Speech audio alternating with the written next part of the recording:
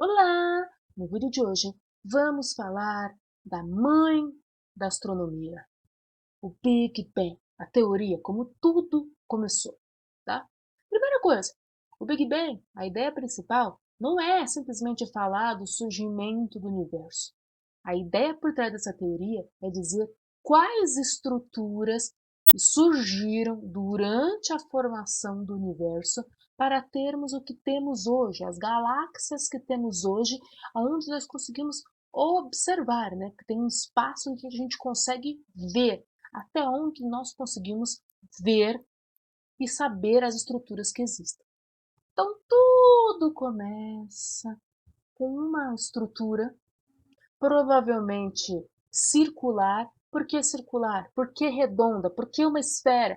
Porque é a estrutura de menor energia. Esse cara, ele era menor do que o núcleo de um átomo. Ele era muito pequeno. Ele não era feito nem de elétrons, nem de prótons, nem de nêutrons, não era feito de átomos, não tinha matéria, não tinha massa. Consequentemente, você não tinha a força da gravidade, que contrai, né, as forças de atração, não tem termodinâmica, não tem nada. Não tem tempo, porque tempo é uma grandeza. Então, quanto tempo aquele negócio ficou lá?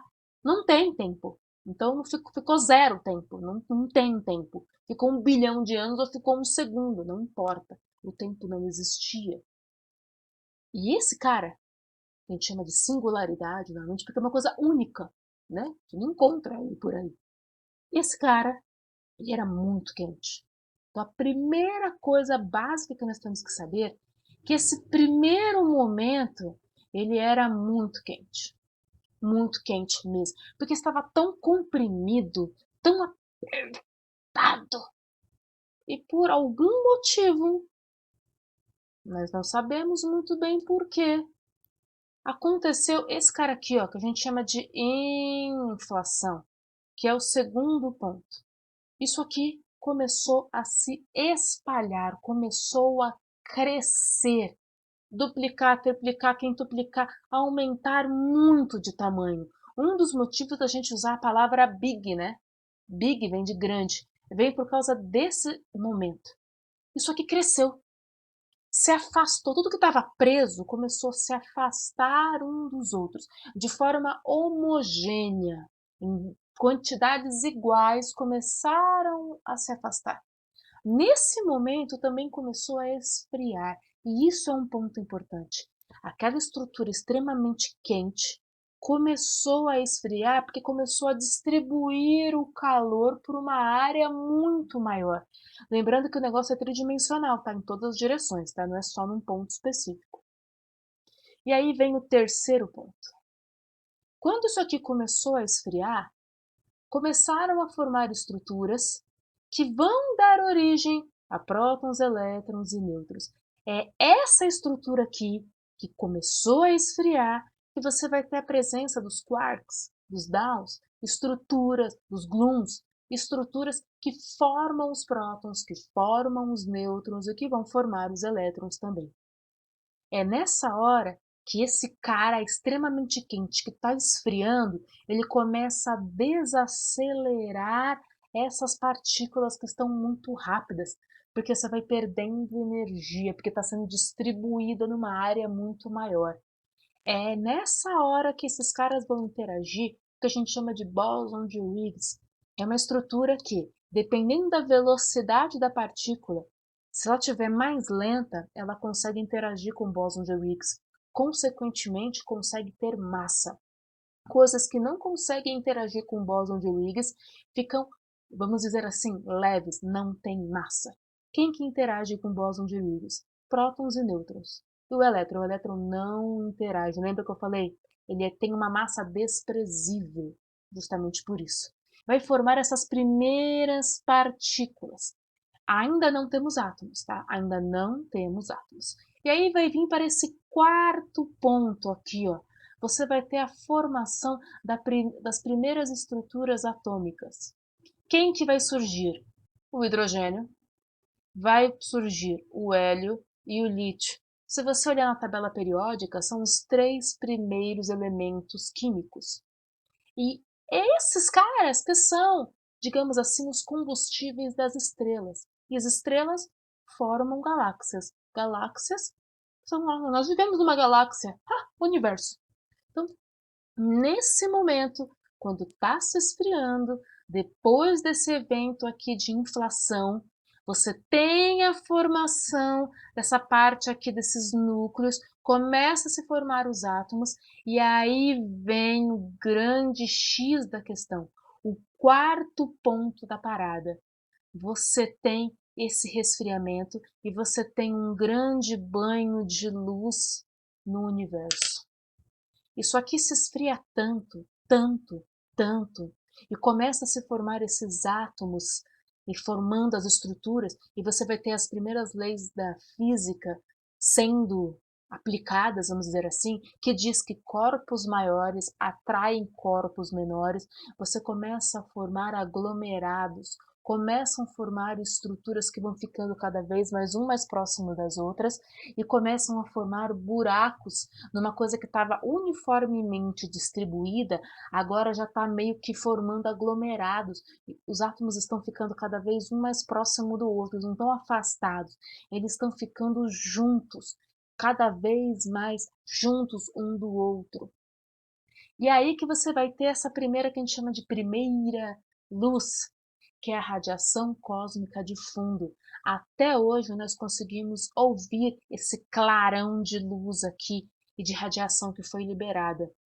É o que a gente escuta, aquele chiado no rádio, na televisão, que interfere nas comunicações. Os cientistas na época, quando descobriram, detectaram essa onda, né, esse eco ainda do universo ecoando aí desse barulho há milhares e milhares de anos atrás, os caras acharam que era até alienígenas mandando sinais pra gente na época, né? Enfim. E aí nós entramos no quinto ponto, que é justamente a formação de aglomerados, a formação tanto de estrelas que vão começar a se juntar para formar nossas amigas galáxias. Então, é aí que nós temos o começo dessas estruturas. É aí, nesse ponto, que você tem o surgimento de estruturas que a gente chama de estrelas. São mini estrelas, são nuvens gasosas de alta temperatura, cheias de hidrogênio, hélio e lítio, sofrendo a ação da gravidade, sofrendo com choques, uma batendo em cima da outra. E aí, quando você tem a formação dessas galáxias, nesse ponto aqui, essas galáxias são estruturas grandes, elas não estão próximas uma das outras. Elas vão começar a se afastar. Elas vão começar a viver em conjunto, né, nessas galáxias, uma bater na outra, formar buracos negros, vida que segue. E aí nós vamos ter esse evento aqui, esse grande evento aqui.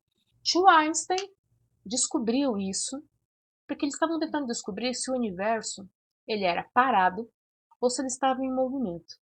Einstein resolveu que ele queria fazer uma equação que juntasse todas as leis da física em uma só. Pegava as leis de tio Newton e juntava ela com todas as outras leis e conseguisse usar isso para o universo. Ele observando, não tinha muitos equipamentos na época, até ter que pensar na tecnologia da época não era tão grande. Einstein fez a equação e na equação que ele fez, ele descobriu que o universo deveria estar se contraindo. E isso não podia acontecer. O universo ou ele tinha que estar parado ou tinha que estar crescendo. Foi aí então que ele resolveu roubar na conta. Ele colocou uma constante, ele colocou um valor na sua equação, que ele chama de constante cosmológica. Ele colocou esse valor, ele calculou, colocou o valor, e quando ele colocou esse valor na conta, ele descobriu que o universo estava acelerando, sendo empurrado para todas as direções. Einstein achava que ele tinha errado, que tinha alguma coisa errada. Ele achava que estava roubando quando ele colocou esse número, porque ele não conseguia provar esse número. Há pouco tempo atrás, os cientistas conseguiram provar que esse número, que essa constante que ele colocou, esse valor que ele chutou, vamos dizer assim, né? Ele fez a curva, deve ser 2, bota 2 aí, botou o número lá e deu certo, descobriu-se que realmente é o que acontece no universo. O universo está em constante aceleração para todos, as galáxias estão aqui, ó, elas estão se separando, estão se afastando em alta velocidade, sofrendo aceleração. Existe alguma coisa entre uma galáxia e outra que a gente não sabe, que a gente chama de energia escura, que está empurrando as galáxias. Que é engraçado, né? Porque a principal força que existe no universo é a gravidade. E a gravidade, ela tem o princípio de atrair. E essa energia escura, matéria escura, está expulsando, está repelindo. É como se você tivesse o bem e o mal brigando um contra o outro, né? Dentro das galáxias, aqui dentro, eu tenho uma alta força de gravidade puxando. E fora, eu tenho uma força de repulsão empurrando. E os dois duelando no universo como um todo. E uma dessas pequeníssimas galáxias está a nossa Via Láctea, que a gente chama de rastro do leite, né? Por causa da mancha branca que ela tem de poeira cósmica. Uma daquelas estrelinhas minúsculas, ainda que a nossa é bem pequena, por sinal, é o nosso Sol. O que não foi usado para fazer estrela, para fazer o nosso Sol, formou os planetas que nós temos hoje, planetas rochosos, planetas gasosos. Um desses planetas é o nosso. Planeta azul, esse pequeno ponto azul, onde nós temos muita água, principalmente líquida, que é fundamental para a vida, e nós estamos aqui. E nesse cara começou a surgir vida. Ninguém sabe dizer muito bem como isso aconteceu, né? Existem várias teorias para o surgimento da vida. Surgiu de forma espontânea, que a gente chama de abiogênese, surgiu por panspermia, veio de fora do planeta a vida e acabou caindo aqui por cometas ou meteoroides. Ou essa água do nosso planeta, através da radiação ultravioleta, chuva, raio, calor, frio, isso aqui teve transformações, teve uma evolução química. E essa evolução química surgiu a matéria orgânica foi surgindo os primeiros micro-organismos, e os micro-organismos foram evoluindo, e nós estamos aqui até hoje. Chegamos nesse ponto onde estamos. Existem várias teorias para isso, mas a ideia principal é entender o surgimento da vida requer que a gente entenda como o universo surgiu, porque o fator universo vai influenciar no surgimento da nossa vida. Porque se a gente está procurando vida em outros planetas, em outros lugares, a gente precisa entender como surgiu no nosso, para saber se já existiu vida em outros lugares e ela já foi extinta, ou se nós somos os primeiros e vai surgir em outros lugares, ou se existe em muitos lugares e nós não estamos sozinhos, que é uma das perguntas fundamentais dos seres humanos, se nós estamos sozinhos ou não. Um dos motivos da astronomia ser ainda tão estudada, tão famosa, é responder essa pergunta, não só do surgimento do universo, mas entender a vida. E para entender a vida, eu preciso entender o universo. Um está intimamente ligado com o outro. Ok? Beijo, beijo, beijo. Tchau!